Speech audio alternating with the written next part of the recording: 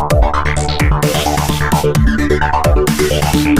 Vipin Kumar mathematics classes में class 6 के लिए चैप्टर नंबर 17 क्वाड्रेटल, इसका इंट्रोडक्शन पार्ट हम कर चुके हैं कि क्वाड्रेटल होता क्या है। अब इसके एक्सरसाइज पर आते हैं। एक्सरसाइज 17A क्वेश्चन नंबर 1 देख लेते हैं। इस क्वेश्चन में करना क्या है।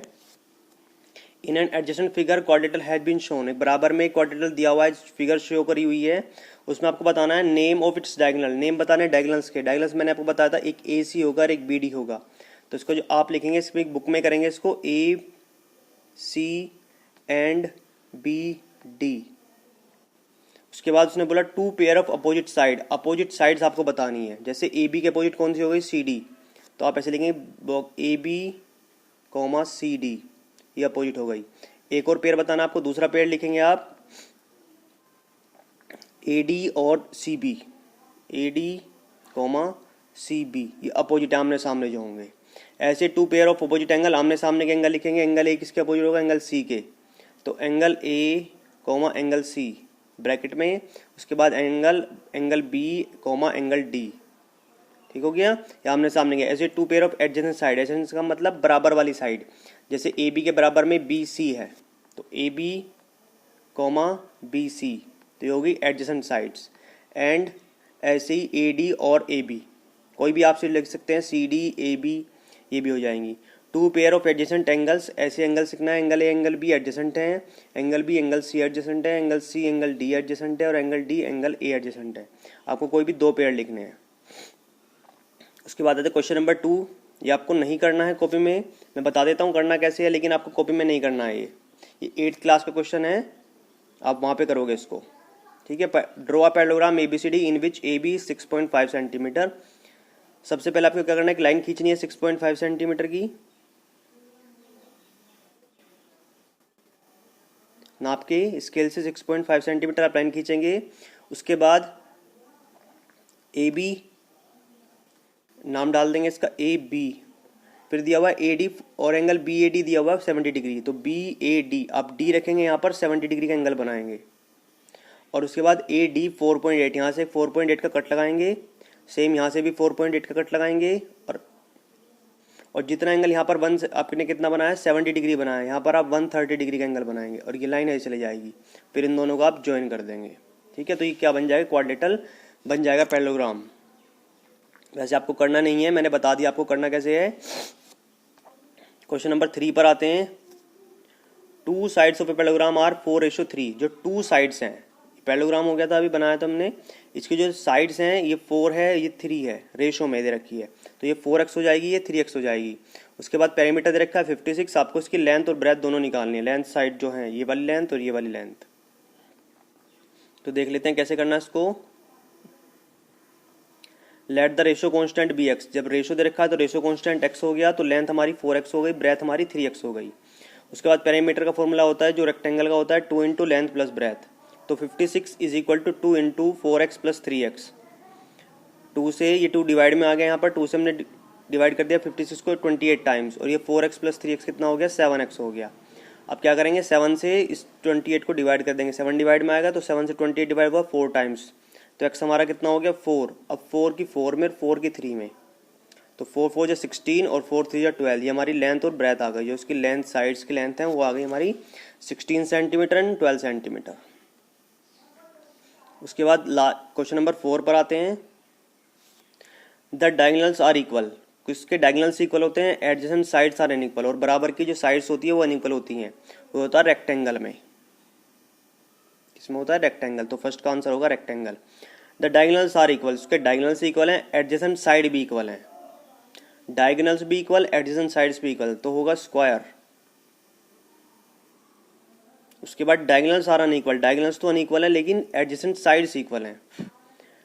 Diagonals unequal, adjacent sides are equal, तो ये होगा हमारा रोम्बस, ठीक है। तो आपको उनके नाम लिखने थे पैरेललोग्राम के। अब क्वेश्चन नंबर 5 पर आते हैं। What is trapezium. मैंने आपको बताया था ट्रिपेजियम होता क्या है। वो do you call a trapezium and isosceles trapezium. एक ट्रिपेजियम को आइसोसेलेस ट्रिपेजियम कब बोलेंगे। ड्रॉ एन आइसोसेलेस ट्रिपेजियम, आपको एक बनाना है ट्रिपेजियम और उसकी साइड भी मेजर करनी है।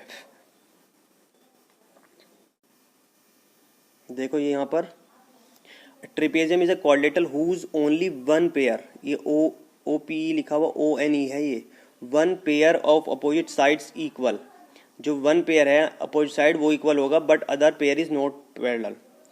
एक साइड तो पैरेलल होगा, ये भी पैरेलल है, इक्वल नहीं है यहाँ पर, इसको आप कट करके पैरेलल लिखेंगे, ठीक है।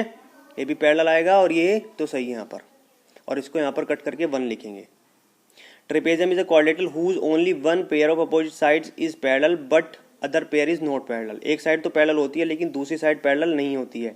जैसे यहाँ पर ये वाली साइड इसके पैरेलल है लेकिन ये वाली साइड इसके पैरेलल नहीं है। When the non parallel sides of trapezium are equal, अगर ये नॉन पैरेलल साइड्स ट्रेपेजियम की इक्वल हो जाती हैं तो उसको हम बोलते हैं आइसोसेलेस ट्रेपेजियम।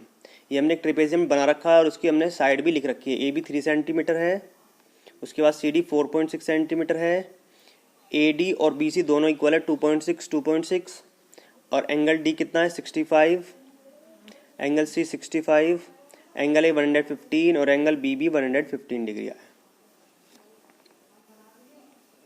नेक्स्ट क्वेश्चन पर आते हैं। क्वेश्चन नंबर 6, आपको ट्रू फॉल्स बताने हैं। The diagonals of a parallelogram are equal, क्या पैरेललोग्राम के डायगोनल्स इक्वल होते हैं? नहीं होते हैं, फॉल्स। केवल स्क्वायर के और रेक्टेंगल के इक्वल होते हैं। The diagonals of rectangle are perpendicular to each other, false. ये भी गलत है, जो रेक्टेंगल के डायगोनल होते हैं वो परपेंडिकुलर नहीं होते हैं, स्क्वायर के और रोम्बस के होते हैं। The diagonals of a rhombus are equal, rhombus के डायगोनल्स इक्वल होते हैं? नहीं होते हैं, वो भी फॉल्स है। केवल स्क्वायर के, ये बताया था, केवल स्क्वायर के और रेक्टेंगल के इक्वल होते हैं। गिव रीजन, आपको रीजन देना है इसमें। क्वेश्चन नंबर 7 देखते हैं। क्वेश्चन नंबर 7 का पहला part, a square can be thought as a special rectangle. एक स्क्वायर जो होता है उसे एक स्पेशल रेक्टेंगल बोल सकते हैं। क्यों बोल सकते हैं? If each side of rectangle, हमने एक रेक्टेंगल बनाया और उसकी सारी साइड इक्वल आ गई, मतलब लेंथ भी और ब्रेथ भी, उसकी लेंथ भी 5 सेंटीमीटर आ गई और ब्रेथ भी 5 सेंटीमीटर, तो क्या बन गया? वो स्क्वायर बन जाएगा। तो इसीलिए क्या बोलेंगे? Special rectangle. If each side of rectangle are equal then it is called a square. उसके बाद square is a special rhombus, जो स्क्वायर होता है एक स्पेशल रोम्बस होता है। क्यों? अगर स्क्वायर का, अगर हमने रोम्बस बनाया और उसके सारे एंगल कितने आ गए? 90 डिग्री के आ गए, सारे एंगल इक्वल हो गए 90 डिग्री के, तो क्या बन जाएगा? स्क्वायर बन जाएगा। तो वही इसलिए क्या बोला कि स्पेशल जो रोम्बस होगा वो क्या बन जाएगा? एक स्क्वायर बन सकता है। नेक्स्ट आते हैं, एक rectangle can be thought as a special parallelogram. जो रेक्टेंगल है वो स्पेशल पैरेललोग्राम होता है। क्यों होता है?